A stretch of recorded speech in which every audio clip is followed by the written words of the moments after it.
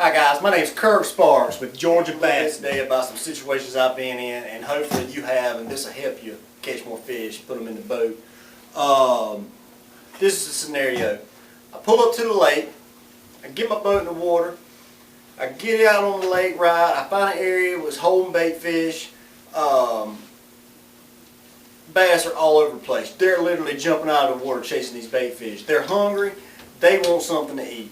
I throw everything I got in the boat at them. I throw every crankbait, I throw every soft plastic, just you name it, stick baits, I throw it at them, can't get them to bite it, no matter what I do. Well, I found a bait that made these fish bite. I'll tell you about that in a minute. I want to tell you guys a little bit about what makes a bass tick, what makes them eat, what makes them bite. A bass is a predator. He wants to pick off the wheat. He's a bully. I mean, just if something's dying, that's what he wants. That's why when you're throwing baits at fish and they're not biting, there's a reason for that. It's because it looks just like what they're going to eat, but instead of eating that one bait you're throwing at them, man, there's a big ball of bait fish, a big ball of shad. They're all 6-7 inches long. He's not going to eat that one bait unless you can make that fish look like it's weak. Something's wrong with it. It's dying. It's not swimming right. That's really the only way that I found that I can get those particular bass to bite, and generally they're big bass. Perfect bait, a stick bait. Not a stick bait, but it's a banana bait. It's like a banana where you basically slide it up, cut the bottom off and it's flat. And these particular fish I'm talking about, they're not going to hit a little 3-inch or 4-inch small minnow. They want a big giant shad, just like what they're eating, a gizzard shad. Everyone that knows about them out there, look, they're giant. They're 6-7 inches. Some of them's 8. And look, these bass, they can eat bait fish half their size. The perfect lure I had, I can't find it anymore. None of the stores are carrying it. I've looked on the internet, can't find it. What I've done is I went and bought me a Rebel lure.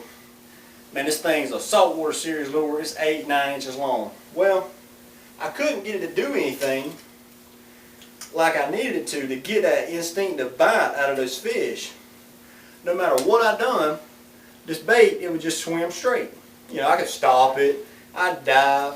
As a matter of fact, I could get their attention, but I couldn't make them bite.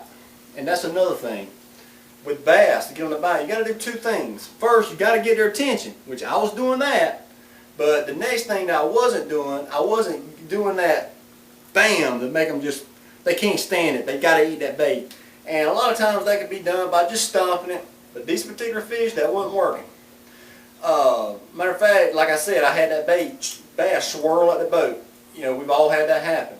What I done to this thing is I cut the back half off of it. So that now what you got is you got something that's kind of retarded, but in a good way. When this thing's swimming, it's all crazy. I'll swim a little bit, it'll run to one side, back to the other, and then I'll stop it. And I'll just let it sit there. Then I'll jerk it around, just let it move about 2 foot. Man, the bass cannot stand this lure right here. They will gobble it up.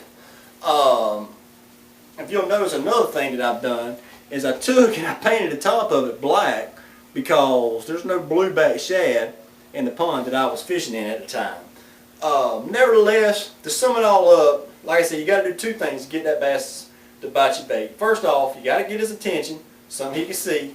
Second off, you got to do something to make him want to bite it. You know, make it look weak, make it look like he's swimming wrong, something to make it look like an easy meal. And a pretty good size meal, and even with that lure cut down to only 4 or 5 inches, it's still pretty fat. And it, you know, under the water when it's swimming, and you know, you don't stop it too long, you kind of keep it moving, he don't never get a good enough look at it to know it's not a dying shad. Nevertheless, I hope this lesson helps you guys put more fish in the boat. And until next time, I'm Kirk Sparks with Georgia Bassin.